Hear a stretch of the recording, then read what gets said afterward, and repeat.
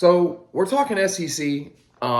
Huge update this weekend. There were a crap ton of upsets. Teams that needed to just win the games they had. They were ready to be locked and loaded. And then teams playing spoiler. You had Auburn beating Texas A&M.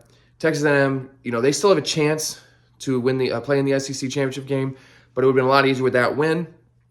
Now they have to beat Texas to get in the SEC championship game. I still think whoever wins that or loses that game, Texas or Texas A&M, they still get into the playoff. But winning that game, getting a chance to beat Georgia to get a 4 seed or a bye, and a bye is helpful. Florida playing spoiler again. Florida has ruined 2 seasons in the SEC. In my opinion, have eliminated LSU and Ole Miss in back-to-back weeks. I had no idea that the Gators were spoilers. Absolutely knocked them both out. I think both those teams are the first 2 teams in the SEC out of the top 12. I think Tennessee is on the border, and I think Tennessee is in by a hair, and I think Alabama is also right outside looking in, like the first 2 out or first 4 out, whatever have you may. I think it's first 2 out. It might be first 4. I think first 4. So I think Bama's out, just barely. So SEC's a wild one. Georgia backs herself into the title game with the teams below them losing or teams that they needed to win lost, so they backed into the SEC championship game. Next week's going to be crazy with Texas A&M, Texas. Vanderbilt plays Tennessee next week, and if Vanderbilt plays spoiler, they could also knock out the Tennessee Volunteers out of the playoff. I think 3 losses in the SEC are really going to affect whether or not they get in compared to like an Iowa or Indiana, or a Penn State. Before everyone blows up my comments, I understand that probably Tennessee's beating Penn State and Indiana. Bama's probably beating them.